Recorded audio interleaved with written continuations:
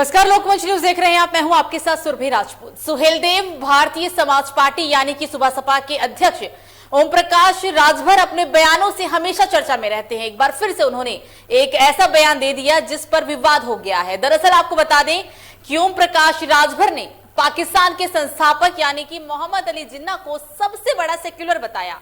राजभर ने कहा है कि अखिलेश यादव ने जिन्ना पर जो बयान दिया उसमें कुछ भी गलत नहीं है। देश को आजादी दिलाने में जिन्ना का बड़ा योगदान था और अटल जी जिन्ना की तारीफ भी करते थे। साथ ही उन्होंने ये भी कहा है कि लाल कृष्ण आडवाणी उनकी मजार पर भी जा चुके थे। आपको बता दें कि कुछ दिन पहले ही अखिलेश यादव ने भी मोहम्मद अली जिन्ना को लेकर कहा था कि सरदार पटेल, जवाहरलाल नेहरू, महात्मा गांधी और जिन्ना ने मिलकर ही आजादी की लड़ाई लड़ी और देश को स्वतंत्र कराया।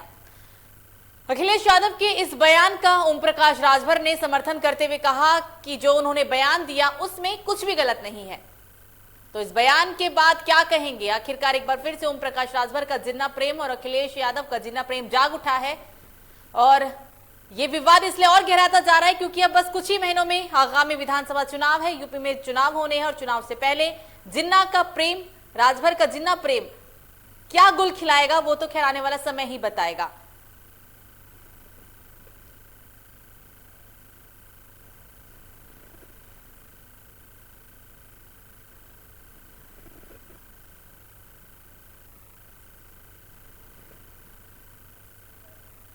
आप लोग देखो महंगाई के विषय में आप अपनी सुरक्षा हमारे साथ हमारे तमाम मेहमान जुड़ गए हैं, उनसे आपका परिचय करा देते हैं। हमारे साथ सुमित प्रताप सिंह, नेता जनसत्ता दल की जुड़ गए हैं। सर स्वागत है लोकमंच में आपका। संदीप त्रिपाठी, नेता कांग्रेस हैं और अरुण दराल, प्रवक्ता बीजेपी हैं। आप तीनों का ही स्वागत है सर लोकमंच न्यूज में। चर्चा की शुरुआत करूंगी मैं और सबसे पहले आ जाऊंगी कांग्रेस नेता पर यानी संदीप त्रिपाठी जी के पास। जिन्ना प्रेम एक बार फिर से जागा है राजभर जी का, क्या कहेंगे इसे? क्योंकि पहले अखिलेश यादव का जिन्ना को लेकर वो बयान देना और उनके बयान का समर्थन करना कितने हद तक ये सही है? जी, आवाज और भी आ रही है, शायद सही से नहीं है, सही नहीं। और किसी की आवाज आ रही है, प्लीज आवाज सही कराइए। जी, स्टूडियो से किसी और की आवाज आ रही है, उसको सही कराइए। संदीप जी कुछ टेक्निकल इश्यू है, बनी रहिएगा। एक बार आवाज चेक करा लेते हैं, आप हमारे साथ बने रहिएगा। अरुण जी, आपको भी आवाज में डिस्टर्बेंस है या आपको आवाज साफ आ रही है? नहीं ठीक है, आ रही है आवाज। आपको आपकी तरफ से आवाज क्लियर है? शायद संदीप जी आपका फोन कट गया है, एक बार फोन देख लीजिएगा। सुमित जी, आपको आवाज आ रही है? बिल्कुल आवाज आ रही है जी। संदीप जी, अब आ रही है आवाज आपको मेरी? जी आ रही है। डिस्टर्बेंस है या क्लियर है? अब नहीं, क्लियर है जी। संदीप जी, सवाल सुना आपने, सर जवाब। जिन्ना प्रेम कितने हद तक आप इसे समर्थन करते हैं? देखिए, देश की आजादी के पहले जिस तरीके से हमने कट्टरता से लड़ा, हिंदू महासभा से हो या मुस्लिम लीग से हो, हमने दोनों तरह की कट्टरता से लड़ा और आज कहीं ना कहीं देश उसी मुहाने पर, जिस मुहाने पर आजादी के पहले खड़ा था और जिस तरीके की कट्टरता से हम उस समय लड़ रहे थे, आज भी हमें उसी तरह की फोर्सों से, उसी तरह के वैचारिक लोगों से लड़ना पड़ रहा है। और ये जो ओपी राजभर जी ने बोला, ये जिन्ना प्रेम इनका ऐसे नहीं आया। अब कुछ दिन भाजपा के संगत में रहे हैं तो उसका असर तो पड़ेगा। जैसे भाजपा ने एक बयान दिया, उनके बयान के बाद कि खरबूजे को देखकर रंग बदलता है, तो हमारे जो है उनको ओपी राजभर जी का जो रंग है वो उनका असर है भाजपा वालों का, इसलिए पड़ गया। कि आप देखिए, बीजेपी आईटी सेल लगातार जब से जो जवाहरलाल नेहरू जी प्रधानमंत्री बने तब से वो कहते हैं कि जो है अगर जिन्ना को प्रधानमंत्री बना दिया गया होता तो देश का बंटवारा नहीं होता। यानी उनका जिन्ना कबूल था, यानी भाजपा वालों को भी कबूल था, वैसे ओपी राजभर जी को भी कबूल था। तो इनकी जो सोच थी वो यही सोच सेम थी। लेकिन त्रिपाठी जी, लेकिन आप जिन्ना और नेहरू को नहीं तुलना कर सकते ना, आप दोनों को साथ में नहीं बोल सकते। वो बयान ठीक है, खरबूजे को देख के रंग बदलता है, ये बात आपने बिल्कुल ठीक बोली। जी, मैं उसी पे आ रहा हूँ। बिल्कुल कोई तुलना हो ही नहीं सकती। मैं एक चीज और क्लियर कर देता हूँ, इस देश, बहुत से लोग नहीं जानते होंगे, इस देश में पहली बार 1937 में चुनाव कराया अंग्रेजों ने और उन्होंने कहा कि हम आपको अधिकार देंगे प्रांतीय क्षेत्रों के लिए और बहुत सारे अधिकार देंगे जिसमें गवर्नर का हस्तक्षेप नहीं होगा। और उसमें 1937 में चुनाव हुए तो 8 प्रांतों में कांग्रेस की सरकार बनी और सिर्फ 3 जगह ऐसी थी मुस्लिम लीग की, और वो भी जो है हमारे आज भाजपा के जो पहले हिंदू सभा होते थे उसके साथ मिलकर सरकार बनी, जिसमें श्यामा प्रसाद मुखर्जी जी उप प्रधानमंत्री बनते हैं पश्चिम बंगाल में, और ऐसे एक जो है सिंध में और एक प्रांत और 3 प्रांतों में इनकी सरकार बनती है। अब ये चीज अगर ओपी राजभर जी को बता दीजिए, अगर ओपी राजभर जी ये कहते हैं कि 1931 में जो है जाति गणना हुई, 90 साल हो गए, लेकिन उनको ये भूल जाता है कि उसी 1937 के चुनाव में जब जनता ने मुस्लिम लीग को नकार दिया, जिन्ना को नकार दिया, मुस्लिमों ने, यहाँ तक कि मुस्लिम बाहुल्य सीट जहाँ थी जो अंग्रेजों ने आरक्षण दिया था, उस आरक्षण में जो मुस्लिम सीटें थी वहां पर भी कांग्रेस जीत कर आई। तो मुस्लिम लीग को पूरी तरह से इस देश की जनता ने नकार दिया। आप कैसे बता दीजिए जिन्ना को प्रधानमंत्री बना देना चाहिए था, अगर वो भी राजभर की ही मान लेते हैं तो। देखिए, जिन्ना इस देश के बंटवारे के लिए पूर्णतः जिम्मेदार है। जिस प्रकार से हम जो है हिंदू महासभा और आरएसएस को इस देश के बंटवारे के लिए जिम्मेदार मानते हैं, उसी तरह हम जिन्ना को भी इस देश के जो है बंटवारे के लिए जिम्मेवार मानते हैं, और उस देश के खलनायक है। और कभी भी कट्टरवादी सोच इस देश का जो है आइडियल हो ही नहीं सकता, आदर्श हो ही नहीं सकता है। आप जो है हमारे सनातन धर्म में चले जाइए, हजारों उदाहरण मिल जाएंगे आपको। यहाँ तक कि आप देखिए रावण, जो कि जात का ब्राह्मण था, लेकिन ब्राह्मण उसको आइडियल नहीं मानता, भगवान राम को मानता है। मतलब अगर आप जाति व्यवस्था में आ जाइए तब भी, तो हर तरीके से ये प्रेम का देश है, ये बुद्ध का देश है, भगवान राम का देश है। यहाँ पर प्रेम चलता है, यहाँ पर घृणावाद, कट्टरवाद कभी इस देश के लोगों ने, इस देश की संस्कृति ने न आज न कभी आने वाले मतलब त्रिपाठी जी, मुझे जहां तक आपकी बातों से समझ आया है कि अगर वो ऐसा बोल रहे हैं तो मौका किसने दिया है? बीजेपी ने दिया है। अगर बीजेपी पहले नहीं बोलती ये तो शायद आज उनकी हिम्मत भी नहीं होती। जी बिल्कुल, इसका जवाब तो सर बीजेपी नेता ही दे सकते हैं। अरुण जी, सवाल मैं क्या पूछूं, पहले आप उसका जवाब दे दीजिए कि खरबूजे को देख के रंग बदलता है। सच में ऐसा ही हुआ है क्या सर? जी देखिए, नमस्कार। पहले तो सर आपको भी नमस्ते। जी, संदीप त्रिपाठी जी हमारे साथी प्रवक्ता हैं, इन्होंने कहा कि खरबूजे को देखकर रंग बदलता है। बहरहाल आज जो मुद्दा है वो यह है कि सुहेलदेव पार्टी के जो अध्यक्ष हैं प्रकाश राजभर जी, उन्होंने ऐसा संगीन, ऐसा बेहुदा बयान दिया है। अभी तक मेरे कांग्रेस के साथी प्रवक्ता ने इस बयान का खंडन नहीं किया। इसका मतलब कांग्रेस पार्टी का भी खंडन कर चुके हैं सर। मैं जब शांति से बोल रहा था, नहीं तो गलत आक्षेप मत लगाइए ना। नहीं, आप सुनिए। आपने तो इनको आदर्श बता दिया। किसको आदर्श बता? सर फ्रेम गलत है आपका। अरुण जी फ्रेम ठीक करिए। जी, अब ठीक है? नहीं सर, फ्रेम ठीक करिए, फ्रेम सही नहीं आ रहा।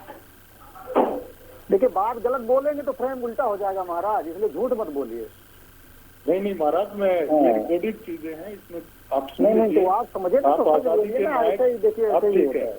हाँ जी, अब ठीक है। जी अब ठीक है, बोलिए आप अपनी बात पूरी करें। तो वो भूत सवार है, कहा आप लोग महंगाई पे क्यों नहीं? ऐसे बेहुदा तरीके के जो ये बयान आते हैं इनका बिल्कुल खंडन करती है। और काश भारतीय जनता पार्टी में रह चुके होते, बार बार आज जिनके साथ ये हैं, आज जो कहा इन्होंने खरबूजे को देखकर रंग बदलता है, तो आज सुहेलदेव किस पार्टी के साथ गठबंधन में है ये भी देश के सामने होना चाहिए और जानना चाहिए। तो समाजवादी पार्टी के मुखिया अखिलेश यादव जी, उन्होंने भी कुछ दिन पहले जिन्ना की तुलना देश के लौह पुरुष सरदार पटेल जी से कर दी थी। तो लाल कृष्ण आडवाणी बीजेपी वाले भी तो चाहते हैं ना सर, प्रधानमंत्री होते तो सही होता। आप लोग भी तो क्या ही चुके हैं। जी को कहाँ भूल जाते हैं। आपने आईटी सेल को, भाजपा के आईटी सेल को देख लीजिए, व्हाट्सएप के हजारों मैसेज में आपके आईटी सेल के जेन्युइन आईटी अमित मालवीय जी का ट्वीट देख लीजिए पहले का। आप कहाँ है? तो मैं आप सुनिए, भारतीय जनता पार्टी सदैव, और जो सरदार वल्लभ भाई पटेल जी थे जिन्होंने देश को एक सूत्र में पिरोया, और कुछ ही उन्हीं नक्शे पर आज देश के यशस्वी प्रधानमंत्री एक भारत श्रेष्ठ भारत की कल्पना करके लगे हुए हैं। और बहरहाल आज का जो मुद्दा है, सरदार वल्लभ भाई पटेल की तुलना जिन्ना से अखिलेश यादव जी ने की, और उसके बाद में सुहेलदेव जो ओम प्रकाश राजभर हैं, इनकी पार्टी के अध्यक्ष हैं, उनका गठबंधन उससे है। तो कुल मिलाकर के ये जो जिन्ना प्रेम है, ये इनका जागा है मुसलमान मुस्लिम समाज की वोट को करने के लिए जागा है। और ये सदैव इस प्रकार जब चुनाव आता है तो इस प्रकार के बयान देते हैं। लेकिन आज जब से उत्तर प्रदेश में भारतीय जनता पार्टी की सरकार बनी है, उत्तर प्रदेश विकास के एक नए पथ पर अग्रसर है, उसमें नई गंगा यहाँ पर बही है।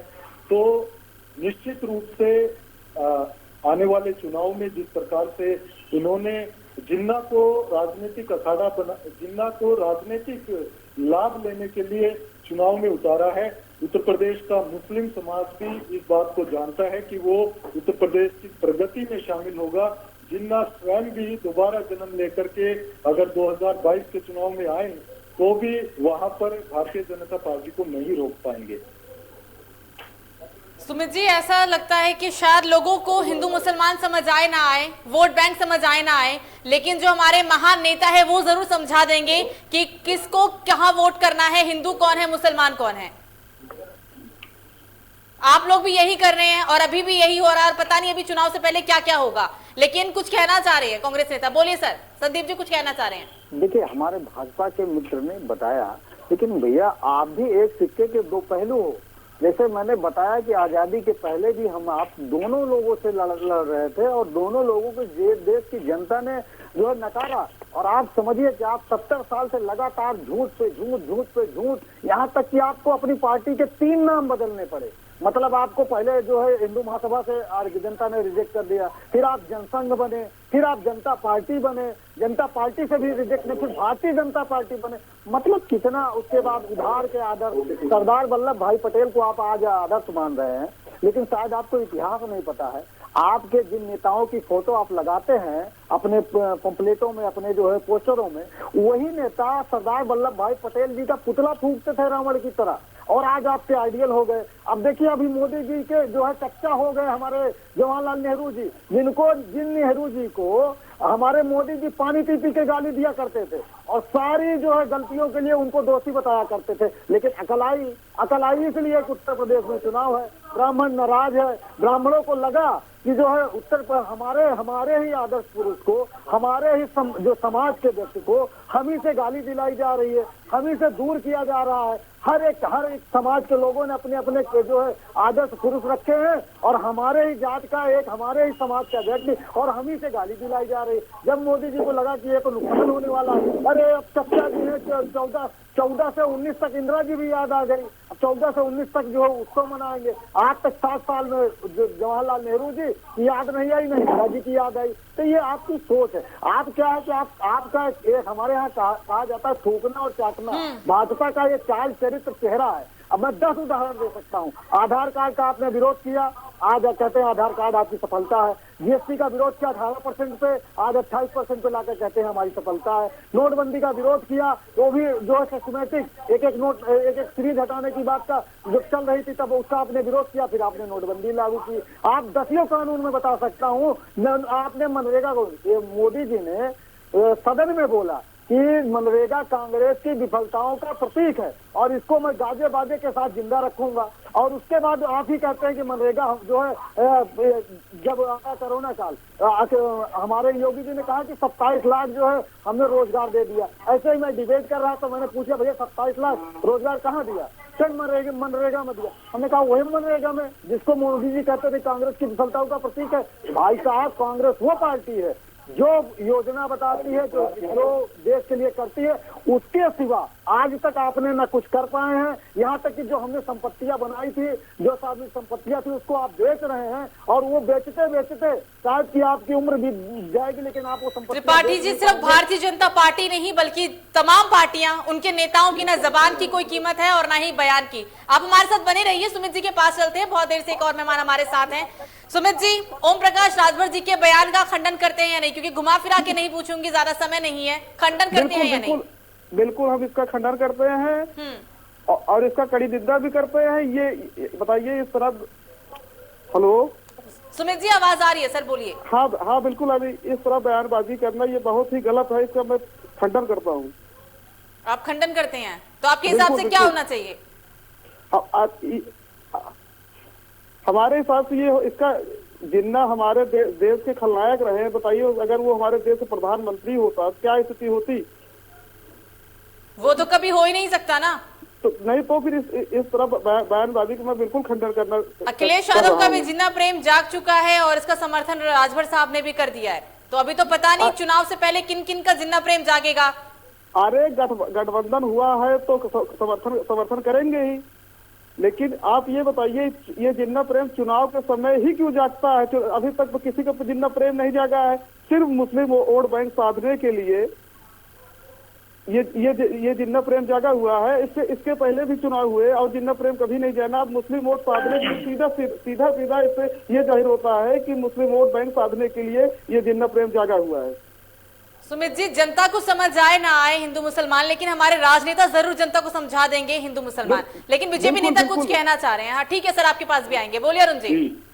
देखिए, अभी जो मुद्दा है वो यह है कि देश के तमाम मुद्दे एक तरफ रख दीजिए और जिन्ना जो कि इतना बड़ा, जिसकी वजह से इस देश का विभाजन हुआ है, महात्मा गांधी जी जिनकी वजह से देश को आजादी मिली, और सरदार वल्लभ भाई पटेल जिन्होंने 565 रियासतों को देश के आजाद होने के बाद एक किया। आज उत्तर प्रदेश में चुनाव है और चुनाव का एक जाति विशेष, एक समुदाय विशेष का वोट बैंक पाने के लिए आप देश के सबसे बड़े विरोधी पाकिस्तान के प्रमुख जिन्होंने पाकिस्तान जिनकी वजह से बना और देश का विभाजन जिस वजह से हुआ, उस व्यक्ति को आदर्श मान के और 2022 का चुनाव लड़ना चाह रहे हैं, सिर्फ और सिर्फ इसलिए क्योंकि वहां पर सिर्फ आपको मुस्लिम वोट पाने हैं। इससे बड़ा भद्दा मजाक, इससे बड़ा गंदा मजाक देश की जनता के लिए नहीं हो सकता। और मैं उत्तर प्रदेश की जनता पर पूरा भरोसा मुझे है। जनता जनार्दन लोकतंत्र में होती है, वो इसका जवाब 2022 में देंगे। बहरहाल कुछ पहलू मेरे साथी कांग्रेस आएंगे सर, आपके पास आएंगे, बोलिए आप बोलिए जी। वो कुछ बातें कर रहे थे उत्तर प्रदेश के बारे में। ये सब जानते हैं 2017 से पहले उत्तर प्रदेश में माफिया राज, गुंडा राज जिस प्रकार से था, और आज की स्थिति अगर आप देखेंगे कि उत्तर प्रदेश देश की दूसरी सबसे बड़ी अर्थव्यवस्था है, देश की दूसरी सबसे। 39 करोड़ पेड़ लगाए गए हैं। स्वच्छ भारत अभियान जो मोदी जी का चला है उसमें उत्तर प्रदेश नंबर 1 है। एमएसएमई सेक्टर की मैं बात करूं तो उत्तर प्रदेश पूरे देश में दूसरे नंबर पर आता है। और आवास योजना के तहत भी अगर बात करें तो माननीय प्रधानमंत्री जी के जो कुशल नेतृत्व है और योगी जी की जो कार्यनीति है उसकी बदौलत उत्तर प्रदेश में सबसे ज्यादा गरीब परिवारों को, जिनके रहने के लिए छत भी नहीं थी, ऐसे लोगों को सबसे ज्यादा घर मिले हैं। उसमें भी उत्तर प्रदेश नंबर 1 पर है। और सबसे मुख्य बात, क्योंकि उत्तर प्रदेश देश का बहुत बड़ा राज्य है, सबसे बड़ा राज्य है और देश एक कृषि प्रधान देश है, तो 435 लाख मीट्रिक टन धान और गेहूं उत्तर प्रदेश में खरीदा गया है। 80,000 करोड़ के धान और गेहूं सीधे 35 डिजिटल मंडियों के माध्यम से किसानों के खाते में। कृषि प्रधान देश की सर बात कर रहे हैं आप, किसान खुश है आज का? 2,53,98,000 किसान खुश है आज का? आज किसान खुश है? बिल्कुल, ये सीधा हमें नहीं दिख रहा सर। बेनिफिट उनके खाते में गया है। और दूसरी विकास की जो सबसे बड़ी गंगा वही है वो केंद्र और राज्य के समन्वय से। वो अरुण जी, वो तो 2022 में साफ होगा, लेकिन कांग्रेस नेता कुछ कहना चाह रहे हैं। पहले थोड़ा उनकी सुन ले, फिर आपके पास आएंगे। हमारे पास बताने के लिए इतना अधिक है। कांग्रेस पार्टी, समाजवादी पार्टी और विपक्ष की पार्टी जितनी भी है वो सुनने की क्षमता नहीं रखती है। वो सर जवाब जनता देगी। यहाँ पे जवाब जनता को जवाब देना है सर। 2022 में जनता को अपना प्रतिनिधि चुनना है। योगी जी के भाजपा एक मजबूत सरकार फिर से बनने। अरे वो इतने मजबूत है, मोदी जी को गिरा देंगे, पटक के मारेंगे। ठीक है, सुन लीजिए, पता है मजबूत है। ये आपका अहंकार है, जो आपका अहंकार है वो। अरे मोदी जी डर रहे हैं योगी जी से भाई, मैं बताते रहे बहुत। इससे बड़ी बात क्या कहूँ, मोदी जी खुद ही डर रहे हैं योगी जी से। आप बिल्कुल सही कह रहे हैं, योगी जी वो आपके बुद्धि कौशल पे निर्भर करता है। महाराज सुन लीजिए, हमारी पार्टी में, अरे प्रभु सुन लीजिए, पार्टी में अरे वो इतना डर रहा है कि कहाँ हटाने वाले थे योगी जी ने सिंबल हटा दिया, उत्तर प्रदेश की वेबसाइट से हटा दिया, फोटो जो विज्ञापन से हटा दिया। मोदी थर कांपे, अमित शाह को भेजे, समझौता कर लिए। उत्तर प्रदेश के यशस्वी मुख्यमंत्री योगी आदित्यनाथ जी, अब सुनिए, अपना काम की बात करिए। ठीक है योगी का अनुसार, मोदी का अनुसार। अरुण जी त्रिपाठी जी की सुनते हैं सर, सुनते हैं, पहले थोड़ा उनकी सुन लें, फिर वापस आपके पास आएंगे। सर अब इतना कांग्रेस पार्टी के पास अभी तक उत्तर प्रदेश में मुख्यमंत्री का चेहरा नहीं है। चलिए आप ठीक बता है, दीजिए सुनिए। कांग्रेस पार्टी किनके नेतृत्व में चुनाव लड़ेगी, हमें बता दीजिए। सर पूछेंगे, ये सवाल भी पूछेंगे सर, समय बचेगा तो ये सवाल भी होगा, लेकिन आज का जो सवाल है उस पर बात करेंगे। त्रिपाठी जी की सुनते हैं। महाराज जी थोड़ा शांत होकर सुन लीजिए। आपने 3-4 बातें कही और डेवलपमेंट की बहुत बड़ी बड़ी बातें कही। अभी आपने कहा, हमारे मित्र ने जिन्ना पर बात कही कि जो है जिन्ना मेन टॉपिक है, लाल कृष्ण आडवाणी जी को भूल जाते हैं आप। लाल कृष्ण आडवाणी जी मजार पर जाते हैं, मजार और कहते हैं कि सबसे बड़े सेकुलर हैं, और आपके वो क्या रहते हैं, आपके पार्टी के संस्थापक सदस्य हैं। आपकी आइडियोलॉजी यहाँ शुरू होती है। और पाकिस्तान के रिश्ते देखिए आपके कितने प्रकार हैं। अटल बिहारी वाजपेयी बनते हैं प्रधानमंत्री तो समझौता एक्सप्रेस चलती है, समझौता बस चलती है। मोदी जी प्रधानमंत्री बनते हैं, पहले तो चुनाव में बहुत बड़ी बड़ी बातें की है, खूब विरोध किए, और बनते ही मियां नवाज शरीफ को रेड कारपेट पर बुलाते हैं भारत, और उसके बाद भी बात नहीं बनती है। देश को भी नहीं बताते, हमारे गृह मंत्री को भी नहीं पता होता है, और मोदी जी बिरयानी खाने पाकिस्तान चले जाते हैं, बर्थडे सेलिब्रेट करते हैं। अब और जो है वहाँ यहाँ से मलिहाबादी आम लेके जाते हैं, और वहाँ से अपनी अम्मा के लिए साल भी लेके आते हैं। मतलब आपका पाकिस्तान का रिश्ता इस तरीके से है। सुनिए, 10 साल मनमोहन सिंह प्रधानमंत्री रहे, एक बार क्या पाकिस्तान गए? आप बताइए आपका कैसा रिश्ता? ये अब आ जाइए, आपके डेवलपमेंट मॉडल की बात कर लेते हैं। मोदी जी ने फिर भी इनको शांत कराइए। सर सुनिए, शुरू कर देंगे। अरुण जी सुन लीजिए सर, दोनों बोलेंगे समझ नहीं आएगा। अरुण जी इतना समय नहीं है सर हमारे पास। अरुण जी इतना समय नहीं है सर, चर्चा में इतना समय नहीं है, सुन लीजिए। पाकिस्तान के रिश्तेदारों को देखिए। अरुण जी आप जब बोल रहे थे वो सुन रहे थे, आपको सुन रहे थे वो, आपको भी सुनना चाहिए। बोलिए। सुनिए, अब आ जाइए। आपने कहा माफिया राज, भाई जो पार्टी का जो सबसे बड़ा नेता है उसके ऊपर खुद 13 मुकदमा, उससे बड़ा माफिया कौन हो सकता है? माफिया राज की बात कर रहे हैं। मतलब 13 मुकदमा जो हमारे योगी जी के ऊपर था, अपने मुकदमा खुदे वापस ले लीजिए। ऐसे माफिया से लड़ते हैं। मतलब जो इनसे मिल जाए उसके मुकदमे वापस हो जाएंगे। हमारे उप मुख्यमंत्री के ऊपर 7 मुकदमे थे, हमारे बगल के हैं केशव प्रसाद मौर्य जी। आप माफिया की बात करेंगे? जो माफिया आपकी पार्टी में चला जाए वो माफिया में गंगा स्नान कर लिया, राम भक्त जो है देश प्रेमी सब कुछ बन जाता है। और आपके ही पार्टी में आप एडीआर की रिपोर्ट पढ़िए, सबसे ज्यादा अपराधी अगर किसी पार्टी में है तो आपकी पार्टी में है। अपराध का जान लीजिए। अब आ जाइए डेवलपमेंट की बात कर रहे हैं आप। डेवलपमेंट में बता दूं, आज लगभग 32 वर्ष से कांग्रेस नहीं है। और अभी हमारे मित्र ने कहा कि 2017 के पहले यहाँ गुंडा रहा करते थे। मतलब कल्याण सिंह के समय में गुंडा रहा करते थे, राजनाथ जब मुख्यमंत्री थे तो गुंडा रहा करते थे। ये भूल जाते हैं, मोदी जी वाली स्टाइल में बोल देते हैं कि जो 2014 के पहले कुछ हुआ ही नहीं। आएंगे सर, आपके पास आएंगे, समय नहीं है सर, बात को पूरा करने दें, आएंगे आपके पास। सुरभि जी एक लास्ट पॉइंट बोलिए। देखिए, आप डेवलपमेंट की बात कर रहे हैं हमारे मित्र, ये बताना भूल जाते हैं कि कांग्रेस ने इस प्रदेश को 40 इकोनॉमी जोन में बांटा था। मेरा प्रतापगढ़ एक छोटा सा जनपद है, यहाँ पर प्रतापगढ़ में ट्रैक्टर बना करता था और रसिया तक जो है एक्सपोर्ट होता था। रसिया जाता था प्रतापगढ़ से ट्रैक्टर बनकर। और इसको खाया किसने? 169 चीनी मिलें हमने बनाई थी, 169 चीनी मिलें। उसको बेचा किसने? सपा ने बेचा, बसपा ने बेचा, भाजपा ने बेचा, सबने मिलकर बेचा। तब भी आज सरकारी चीनी मिलें हमारी बनाई हुई बची हैं। 40 इकोनॉमी जोन में कौन कौन सा आ जाइए? नोएडा, सतहरिया, दुर्ग, आपका ये जौनपुर का, और ये आपका कानपुर, आपका नैनी, ऐसे करके 40 इकोनॉमी जोन कांग्रेस ने बनाए थे। और हमने ऐसे ऐसे शहरों को बसाया। आप एक इकोनॉमी जोन का नाम बता दीजिए जो 2017 में नया बना हो। आप एक विश्वविद्यालय का नाम बता दीजिए जिसको आपने नया बनाकर दे दिया हो जनता के बीच में। आप एक जो है एक चिकित्सालय जिसको आपने बनाकर जनता के बीच में। त्रिपाठी जी 30 सेकंड में बात पूरी करें, समय नहीं है, उनसे जवाब लेना है जी, बोलिए। तो आप ये झूठा जो है डेवलपमेंट का प्रचार मत करिए। अगर डेवलपमेंट का आपको चुनाव लड़ना होता तो आप कत्तई कैराना का मुद्दा नहीं उठाते। आप कत्तई ये जिन्ना का जो मुद्दा उठा रहे हैं और जिसको आप हाइट दे रहे हैं दोनों सिक्के के दो पहलू हैं। ये जनता ध्रुवीकरण और जातवाद की राजनीति से 32 साल में अपना बहुत कुछ खो चुकी है, इसलिए आप दोनों को मौका नहीं देने जा रही है। कांग्रेस की सरकार बनने जा रही है, इसमें कोई दो राय नहीं है। आप ये मान के चलिए कि आप कुछ भी कर लीजिए, कितना भी ध्रुवीकरण का प्रयास करिए, चाहे ओवैसी को बुला लीजिए, चाहे जो है जिन्ना का जिक्र अखिलेश जी से करा लीजिए, सीबीआई और ईडी का डर दिखाकर, लेकिन कुछ होने वाला नहीं है। जनता मुद्दों के आधार पर चुनाव लड़ेगी। कोरोना में जिस तरीके से लोगों की मृत्यु हुई है, त्रिपाठी जी, को ये ना हो कि आने वाले समय में कांग्रेस सपा से गठबंधन भी कर ले। सर, अभी आप बोल रहे हैं कि सपा बीजेपी के कहने पे चल रही है और ये राजनीति है, कुछ भी हो सकता है, उसके बाद क्या बोलेंगे आप? मैं इसका रिप्लाई दे देता हूँ।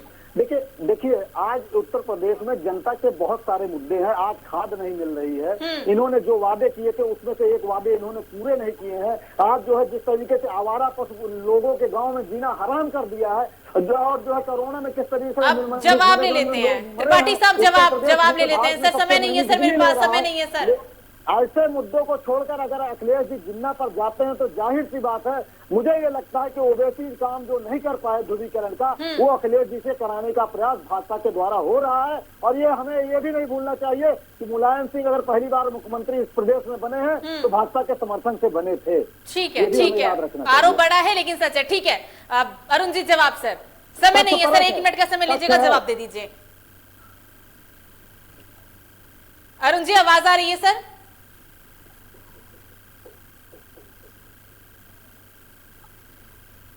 शायद उन तक आवाज नहीं जा पा रही है। अरुण जी आवाज आ रही है? भाग जाएंगे, पता है, सच्चाई नहीं सुन पाएंगे ना, भाग जाते हैं भाग। शायद सर टेक्निकल प्रॉब्लम में आवाज नहीं जा पा रही है। बहरहाल आप तीनों ही मेहमान हमारे साथ जुड़े, इसके लिए आप तीनों का बहुत बहुत शुक्रिया। तो ओम प्रकाश राजभर ने पाकिस्तान के संस्थापक मोहम्मद अली जिन्ना को सबसे बड़ा सेक्युलर बताया। ये तब वो कह रही है जब यूपी में बहुत ही कम समय में चुनाव होना है, विधानसभा चुनाव होगा, लेकिन ये जिन्ना प्रेम क्या गुल खिलाएगा वो तो आने वाला समय ही बताएगा। लेकिन सबसे बड़ा आज का हमारा यही सवाल उठता है कि ये तुष्टीकरण की राजनीति आखिरकार देश में कब खत्म होगी। फिलहाल भी के लिए मुझे दीजिए इजाजत। लोकमंच न्यूज पर खबरों का सिलसिला जारी रहेगा। नमस्कार।